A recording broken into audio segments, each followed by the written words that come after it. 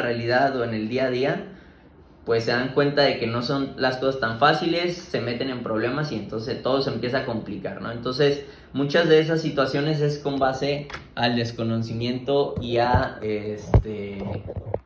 pues, a una mala planeación.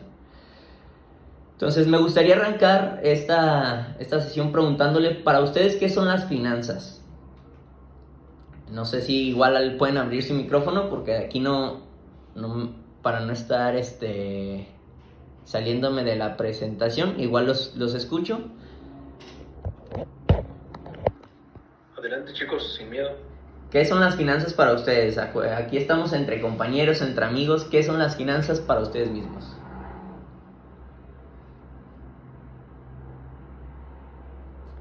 O lo escogemos, ¿qué les parece? A ver, denme un segundito, a ver. Salvador, no sé si estés por ahí. ¿Qué son las finanzas para ti? No soy nada financiero, pero puedo definirlas como el control económico de cualquier desarrollo, okay, para llegar para llegar a un buen término y terminar el proyecto. No sé, la verdad es que está perfecto. No se me ocurre. Está perfecto. Digo, ahorita vamos a escuchar a lo mejor posturas de qué es lo que nosotros opinamos de finanzas, y ya después vemos qué es lo que nos dice la norma, ¿no? Saúl, no sé si estás por ahí, que nos pudieras compartir qué son las finanzas para ti.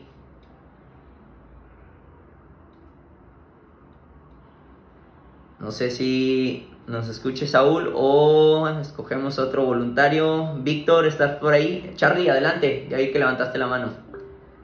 Sí, ¿qué tal, Omar? Mucho gusto. Pues mira, tampoco soy financiero, pero yo lo poco que entiendo de finanzas es una revisión de los recursos justamente financieros, ¿no? En donde tenemos que considerar pues varios aspectos, ¿no? Desde los recursos con los que contamos, las situaciones actuales del mercado, tratar de prever las futuras situaciones que se pueden dar, okay, con base a una tendencia seguramente, y esto pues, nos va a permitir ya en el desarrollo del proyecto llevar un seguimiento, control, y lo que queremos pues una correcta conclusión del desarrollo inmobiliario. Correcto, excelente. Lo que veo es que hay sinónimos en los conceptos, entonces está perfecto, vamos por buen camino. Lo que dice la teoría y basándonos en diccionarios, es que las finanzas es la administración de los recursos económicos, ¿no? Yéndonos así como la manera más concreta, eso es finanzas, ¿no? ¿Por qué una administración? Porque sabemos que los recursos son limitados, ¿va? No es que tengamos presupuestos ilimitados para construir, sino tenemos que estar, cumpliendo con la oferta y la demanda, ¿no? ¿Qué es lo que tenemos de oferta hoy en cuanto a productos similares y la demanda, ¿no? ¿Cuánto está dispuesto a pagar las personas por el proyecto que queremos hacer? Entonces, una correcta administración va a lograr que lleguemos al cumplimiento de esta meta que se tiene de oferta y de demanda. Entonces está perfecto. Si se fijan, la mayoría vamos por ese mismo camino de una administración de los recursos limitados que tenemos en un proyecto, ¿va? Para nosotros poder analizar un proyecto, tenemos herramientas que todos los desarrolladores deben de dominar, conocer por lo menos. Y voy a ir adentrándome en cada una de estas y les voy a explicar para qué funcionan, ¿va? Pero si ustedes van a ser los desarrolladores, administradores o dueños de un proyecto inmobiliario, son herramientas indispensables que sí o sí yo sugiero que tengan conocimiento de cómo funcionan, ¿va? Y entonces justo el día de hoy es tratar de verlas por encimita, porque son varios puntos que tenemos que conocer, pero la intención es, ok, esto ya sé para qué me funciona, ahora sí, ya me adentro en cada uno de los temas y ahora sí que sé para qué funciona, cómo analizarlo y demás, ¿no? Pero hoy sí quiero que se vayan con la idea de conceptos básicos que en un proyecto inmobiliario tenemos que estar viendo y para qué me van a servir, ¿va? La primera herramienta se llama balance general y en todas las empresas se tiene este. En teoría, los contadores generan estos estados de resultado que se les llaman, que son herramientas de análisis financiero. Esto en pocas palabras lo que me permite a mí como desarrollador es analizar la situación actual de mi empresa. En pocas palabras, cuánto tengo en activos, cuánto tengo en pasivos y cuánto tengo en capital. Si se fijan, se divide en dos partes. Y esto lo que me permite saber es, por ejemplo, si va a haber varios socios en el proyecto y van a invertirle capital, me permite, por ejemplo, saber el ROE, que es el Return on Equity, que es el retorno sobre las acciones o sobre el capital. Entonces, imagínense que ustedes van a levantar capital para lograr un desarrollo inmobiliario y quieren pues tener una medida de o cuánto prometer o simplemente pues saber cuánto le ganaron al final de un proyecto, ¿no? Entonces, si se fijan, por un lado tenemos los activos. Los activos se dividen en dos partes. Activo circulante, que son todas las cosas que yo puedo convertir rápido a dinero. Y por el otro lado tengo activos fijos, que son todas las cosas que yo puedo tardar más tiempo en convertir a dinero, ¿va? Por ejemplo, si se fijan en la primera parte del lado izquierdo, tengo activos circulantes, tengo caja y bancos, que es prácticamente dinero. Entonces, como les decía, es la facilidad en la que podemos convertir a dinero, cómo se clasifica en los activos, ¿no? Los clientes, cuando nosotros firmamos contratos de promesa de compraventa, o sea, cuando me dan el enganche y posteriormente queda un adeudo que me van a estar pagando a los siguientes meses y posteriormente a contraescrituración, yo genero cuentas por cobrar. Y todas esas cuentas por cobrar, aquí las voy reflejando en la sección de clientes. Entonces, contablemente me permite a mí analizar pues cuánto ya empieza a valer ese proyecto y dónde se va registrando, ¿va? Por el otro lado, tenemos activos fijos, que ya pueden ser equipo, maquinaria, edificios, pero aquí en el desarrollo pues son todos los bienes que podamos tener, ¿no? Ya puede ser el mismo terreno, lo que vale el terreno. Y por el otro lado, del lado derecho de la columna, hay una regla no escrita, o bueno, escrita, pero es algo que es bien común escuchar, que es la regla de la partida doble. En otras palabras, lo que yo tengo reflejado en activos se pagó de dos formas nada más. O bien se fue en el desarrollo inmobiliario se viene de tres lugares. Uno es de la deuda, o sea, todos los pasivos. El segundo es el capital, o sea, aportaciones de los socios.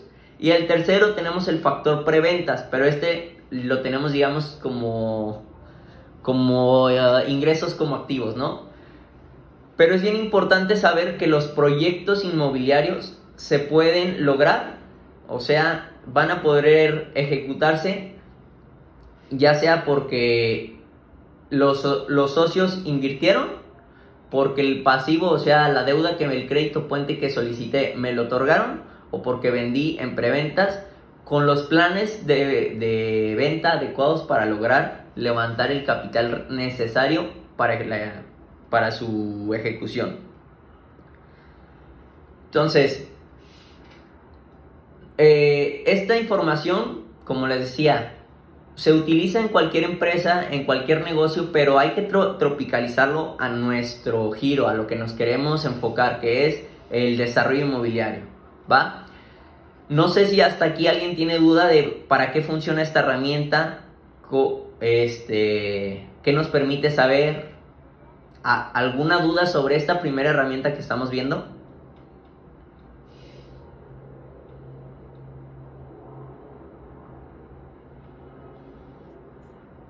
Oye, el total activo Ajá. contra el total pasivo siempre tienen que coincidir, ¿verdad?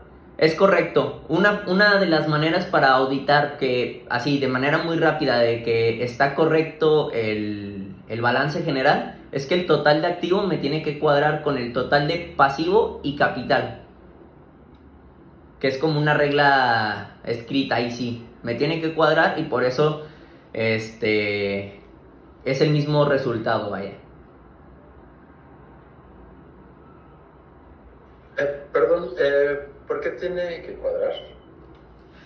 En estricto sentido, porque todo lo que yo tengo por la famosa partida doble es todo lo que yo tengo en activo, ya sea por ejemplo el edificio el terreno, tengo dos formas de obtener ese terreno, ¿no? Para que entre al negocio. Uno es que me lo aporten, o sea, los socios ponen ese capital en especie, o solicito un crédito hipotecario para comprarlo y lo meto como parte del negocio. Entonces, si se fijan, solamente hay dos formas de que venga ese terreno, ¿no? O es aportación o lo saco a crédito, digamos, lo compro, pero hipotecado. Lo mismo, por ejemplo, lo que es de bancos, ahí sí, lo de banco es o el capital inicial que ponen todos los socios y que se acumula, o bien un crédito puente que se solicitó y entonces lo tengo ahí en bancos, ¿no? Entonces, aquí se refleja en el pasivo, pero también lo tengo reflejado en el banco ya en mi bolsa. Ok. ¿Va? Okay. Digo, Gracias. y todo, por ejemplo, las preventas, ¿dónde las veo reflejadas? En el tema de clientes. ¿Va? Entonces ahí como que, por eso justo con esto me permite analizar como qué está sucediendo con la empresa. ¿Qué tanto debo contrastado con lo que ya tengo en activos? ¿Qué tan apalancado está el proyecto? O sea, todo eso lo puedo ver aquí en este mismo balance y me está diciendo muy claramente qué tan apretado o qué tan apalancado puede estar un proyecto. ¿Va? Ok. Va, me voy a seguir con las siguientes herramientas para tratar de alcanzar ver todos los temas, ¿va? Pero igual, si tienen alguna duda, podemos dejar también un espacio al final para regresarnos a cualquier tema en específico, ¿va? Igual pueden ir apuntando todas las dudas, si tienen alguna. La siguiente herramienta es un análisis vertical. ¿Qué quiere decir el análisis vertical o llamado estado de resultados? Es la herramienta que la mayoría de ustedes posiblemente conoce, nada más que a lo mejor algunos se quedan hasta el primer punto. ¿Para qué me sirve este análisis o esta herramienta? Es para analizar la ganancia o pérdida del negocio como tal o del desarrollo, ¿va? El objetivo de los desarrolladores es y debe ser cuidar las ganancias del desarrollo, no cuidar las ganancias solamente del inversionista, ¿va? Porque es como si yo les dijera, pues el objetivo del desarrollador es solamente cuidar las ganancias del banco. Pues claro que no. No estamos trabajando solamente para el banco, no estamos trabajando solo para los inversionistas. Digamos que nos quitamos la cachucha de inversionistas y nos ponemos una nueva cachucha que se llama desarrollador y que va a tener el nombre de una empresa y que tenemos que prevalecer y cuidar las expectativas y objetivos de esa misma empresa, ¿va? ¿Por qué lo digo esto? Porque es muy común que me digan, no pasa nada, mira, utilidad del proyecto 0%, pero yo acá por otro lado le saco ganancias, es más, soy el contratista también y soy el residente de la misma obra y a la vez y entonces queremos ganar de todo y lo último que nos preocupa es que el negocio sea negocio. ¿Por qué? Porque decimos, pues voy a ser el arquitecto, el ingeniero que va a supervisar, de ahí ya me llevo el 4%, y de acá es más, voy a vender también y le saco otro 4%, y entonces queremos ganar de todo y no nos preocupamos por la utilidad del proyecto como tal, ¿no? Esta estructura es, como les decía, posiblemente sea algo que ustedes ya han identificado que se parece al análisis que ustedes hacen. Lo que me permite identificar, por ejemplo, es el retorno sobre la inversión, o sea, la utilidad que le saqué contra la inversión que los socios pusieron. Con esta información puedo sacar ese indicador, ¿va? Así como otros 4 indicadores que vienen en el mismo estado de resultados. Prácticamente se calcula de la siguiente manera. Si se fijan del lado izquierdo tengo una tablita que me dice ingresos menos costo de venta. En nuestra industria prácticamente serían nuestras ventas por los departamentos, por los lotes, por las casas Y por el otro lado, ¿cuánto me cuesta a mí los ladrillos? ¿Cuánto me cuesta a mí el concreto, la estructura, todos mis costos directos que yo esté analizando? Y entonces muchas veces creemos que, pues yo el metro cuadrado de venta lo traigo en 80,000 pesos y a mí mi costo de venta me sale 25,000 pesos, ¿no? Pues ya haces los números y ya hasta ahí te quedas, ¿no? Crees que ya sacaste y va a ser un negocio súper redituable. Pero ¿qué pasa? Pues el proyecto no nada más se hace con los materiales, ¿no? Sino que tenemos otros costos indirectos, otros costos financieros que son parte del desarrollo y entonces pues tenemos que incluirlos. Y a lo mejor para algunos de ustedes va a ser como de, ay, ¿cómo crees que no lo podríamos contemplar? Pues claro, hay costos como más tangibles, como lo que te cobran de una licencia, ¿no? Pero también hay costos por gerencias, hay costos indirectos que tienen los proyectos y que no contemplamos desde que adquirimos el terreno hasta que se te entrega la última unidad, y no las vamos registrando y entonces creemos que tenemos más utilidad de la que realmente es, ¿va? Entonces por eso es bien importante tener un buen registro, un buen seguimiento y un buen análisis de todo lo que está sucediendo en el desarrollo. Prácticamente es ingresos menos costo de venta, se llama utilidad bruta, ¿va? Esta utilidad bruta, como ya lo vimos, es cuánto me cuesta edificarlo versus cuánto lo vendo. Después le tengo que restar los gastos administrativos, los gastos de venta, las comisiones, todos estos gastos ahora sí que van a permitir generar este proyecto. Y a eso se le llama utilidad operativa, ¿va? No sé si han visto la serie o el programa de Shark Tank donde pasan este tipo de análisis y les preguntan, oye, ¿cuál es tu utilidad bruta? ¿Cuál es tu utilidad operativa? Y después tu utilidad antes de impuestos. O sea, como que son cosas que todos los empresarios deben de dominar y sobre todo en este sector que un pequeño porcentaje es un gran impacto para el proyecto, ¿no? Entonces, ya vamos en la utilidad operativa. También tenemos gastos financieros, que estos se originan de todos los pagos de intereses, comisiones por apertura, todos los costos que el crédito puente me va a generar y tengo que registrarle al proyecto. Y finalmente ahí llego a una utilidad antes de impuesto. Este porcentaje es bien importante tenerlo bien claro y que esté dentro de parámetros normales. ¿Por qué digo esto? Porque nos llegan proyectos que para este punto, utilidad antes de impuestos, nos llegan entre un 8 y un 10% y están en una etapa muy temprana apenas de planeación y en automático hay que decirles, pues este proyecto no va a dar. Una, por el costo de oportunidad, o sea, por qué puedo hacer en lugar de este proyecto que me dé el mismo rendimiento. Y en segundo lugar, pues por el poco margen que tiene y el alto riesgo que es hacer un proyecto inmobiliario. Entonces es bien importante esto, ¿va? ¿Hasta aquí alguien tiene alguna duda de esta herramienta que hemos visto? Hola. Adelante. Tengo una duda. Adelante. Hola. ¿Sí? Nada más una pregunta. Cuando aportan, cuando dan el enganche, cuando un comprador da el enganche, bueno, no el enganche, el apartado, Ok. o empieza a dar dinero y luego se le va cobrando mes con mes una cuota fija, ¿ese es activo circulante o el pasivo? Me regreso un poquito para ejemplificar mejor ese punto. Aquí estamos.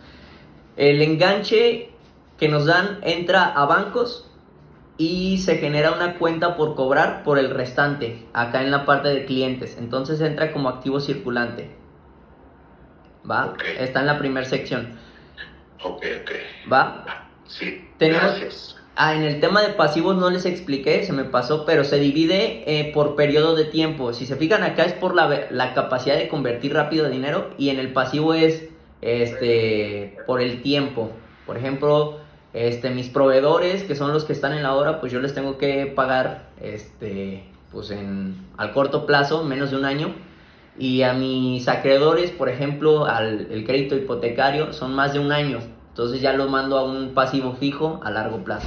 Va, pero eso Sí, no a se eso los me refería porque no te lo pagan luego, o sea, te van pagando piquitos, vamos a decirle así, y al final cuando haces la escrituración es cuando cae la mayor parte del recurso. Correcto, pero si Pero te... para eso ya pasaron 2 años. Correcto. Sí, ahí sería como el tiempo, si es a corto plazo, pues va al circulante, y si va a largo plazo, pues va al fijo, por así decirlo, ¿va? ¿Y en la norma sí especifica que es corto plazo y largo plazo o es una propuesta personal? No, sí vienen en las NIP vienen especificadas esta clasificación, vaya. Este catálogo de cuentas, viene clasificado de esa manera. Ok, Va. hecho, gracias. Con gusto. También por ahí Carlos tiene una duda. Adelante. Carlos. Sí, muchas gracias. Mira, me regreso nuevamente a cómo se llega a la utilidad neta. Sí. Pongo este ejemplo, ¿listo? Sí, es muy sencilla mi pregunta. ¿En algún punto, ya sea aquí o más adelante, se considera alguna tasa o algún factor de riesgo? Por lo que tú comentabas ahorita, ¿no? Es un riesgo muy grande y en algún momento puede pasar algo y debo de alguna manera prever esas situaciones y quedar cubierto para no terminar poniendo en mi bolsillo. Claro, como tal es una herramienta más que nada de medición. ¿Qué quiere decir? A ver, lo que está sucediendo en el negocio, los números que vas teniendo, esto me lo está, digamos, va reflejando el comportamiento, ¿no? En pocas palabras me dice ganas o pierdes. Pero dentro de esto, yo tengo que hacer un análisis más profundo donde le meto estos factores. Por ejemplo, a mi costo de venta, que es prácticamente mi construcción, mi hard cost, que ahorita vamos a ver más adelante. Si yo no le meto variables como inflación o como el alza de los precios, y por ejemplo yo planeo empezar el proyecto en 2 años, o sea, si yo no actualizo los precios, ese proyecto puede que truene y lo voy a ver impactado en la utilidad. O ahí, por eso en automático se va bajando este margen si yo no contemplo variables. Pero para hacer variables, el estado de resultados, digamos que es muy simple y es como más vertical. No estoy considerando variables de tiempo, no estoy contemplando pues temas de flujo. Para eso es la siguiente herramienta, ¿va? Aquí nada más, Omar, en este tema. Uh-huh. Esto lo que les está presentando Omar es cuando ya arrancó el negocio y entonces ustedes tienen que ir midiendo cómo se va comportando.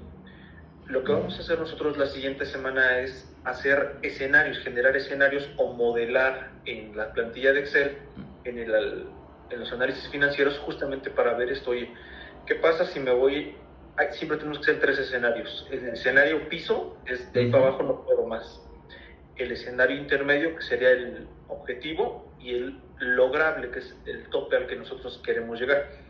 Pero eso lo hacemos antes de entrar a esto que les está presentando Omar, justamente porque primero tenemos que ver cómo se pudiera comportar el negocio con todas las variables que pudieran suceder, y esto que les está partiendo Omar es pues ya que arrancó el negocio.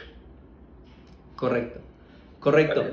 Digo, pudiéramos hacerlo también antes de que arranque el negocio, como un análisis como más de papel, más de servilleta, donde más o menos analizamos en cuánto lo máximo lo puedo vender y demás.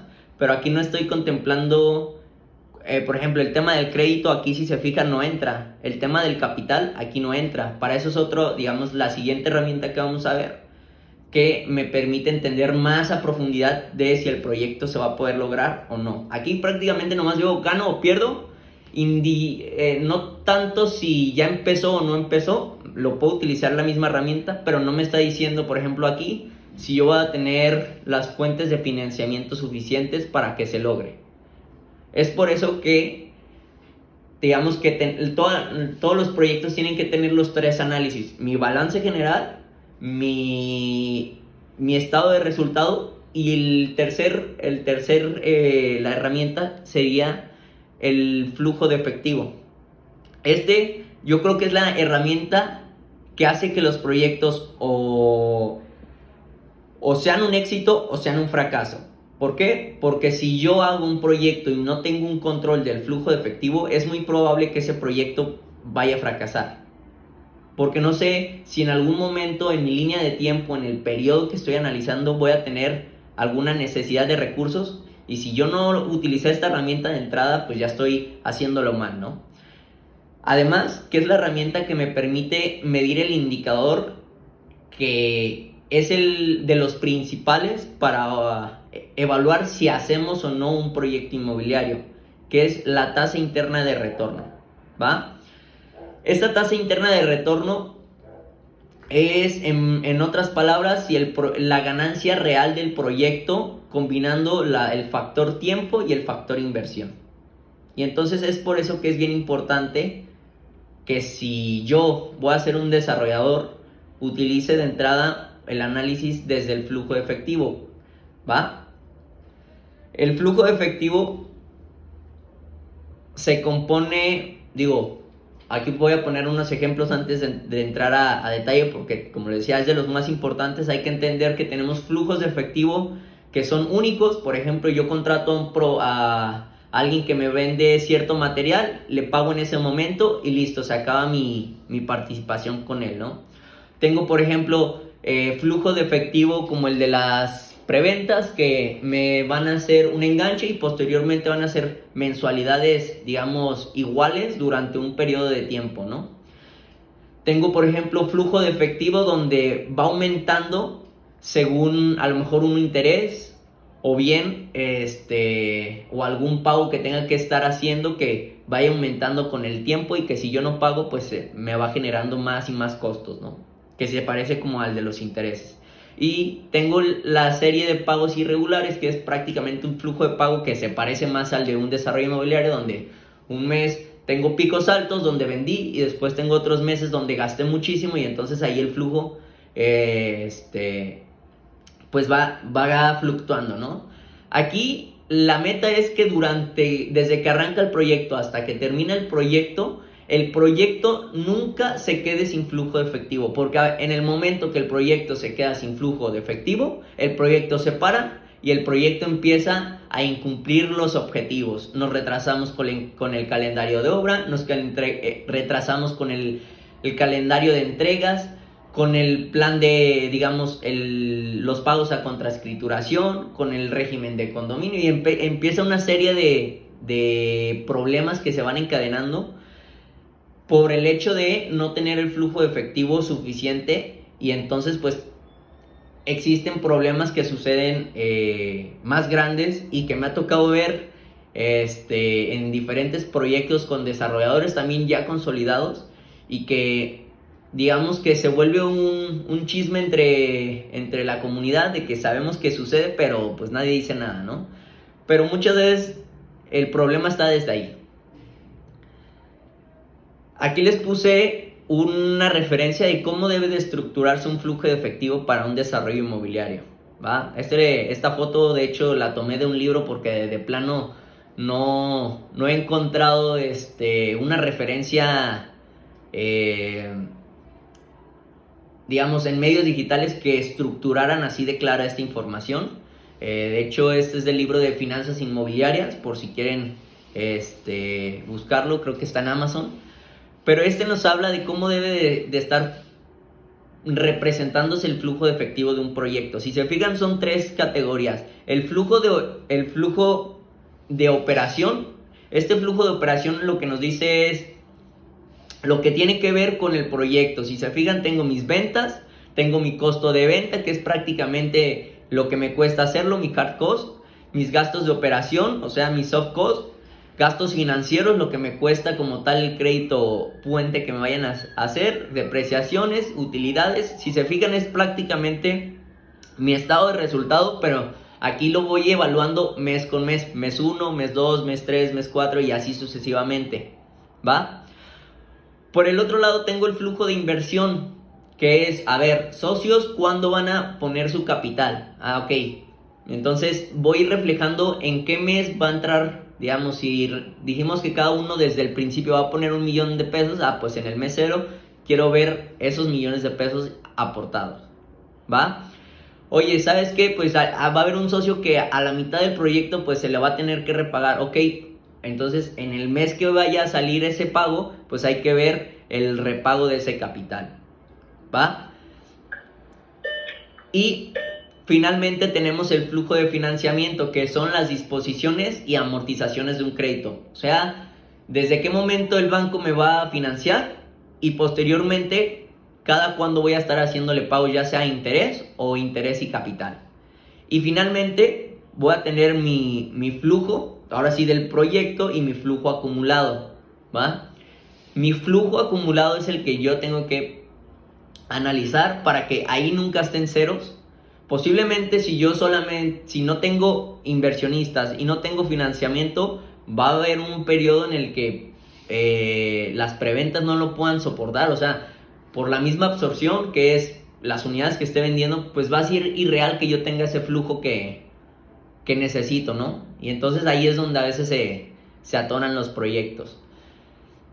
Entonces, si nosotros estamos en una fase de planeación, tenemos que hacer un modelo financiero que sea de proyección. ¿Qué quiere decir? Pues yo estimo que el precio cuadrado de salida va a ser va a tener estas variaciones a lo largo del tiempo, voy a tener una absorción estimada de 1, 2 o 3 al mes, según un estudio de mercado que haya hecho antes. Mi costo de construcción paramétrico va a ser 20,000 pesos por metro cuadrado a lo mejor, y con esto pues si yo lo voy a hacer a 2 años, pues le meto variables como inflación, le meto variables como pues una alza de los precios de los materiales, y puedo jugar por ejemplo con el tema del financiamiento.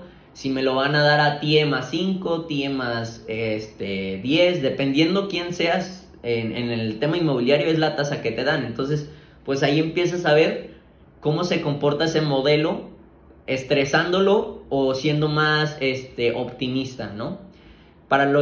Que era Carlos, creo, que preguntaba, oye, ¿dónde puedo meter estas variables? Justo aquí es donde en mi modelo de planeación analizo estas variables, ¿va?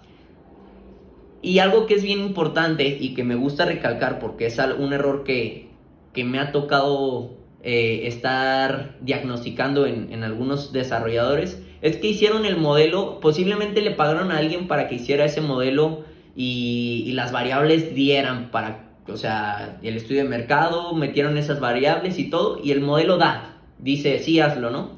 Entonces arranca desde el día 1, el proyecto, no hay nadie que esté registrando la información, no hay nadie que esté registrando cuánto se ha gastado en la obra, cuánto se ha gastado en los costos blandos del proyecto, y entonces no voy midiendo cómo voy mi flujo real contra mi flujo proyectado.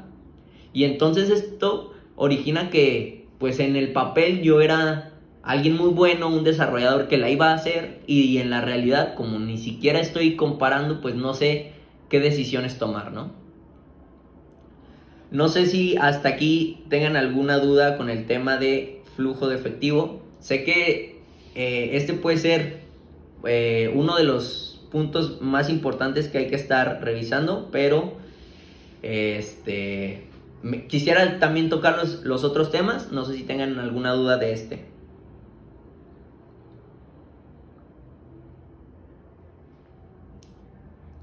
Nada más, chicos, en la plantilla de Excel que vamos a trabajar para hacer nuestras evaluaciones financieras,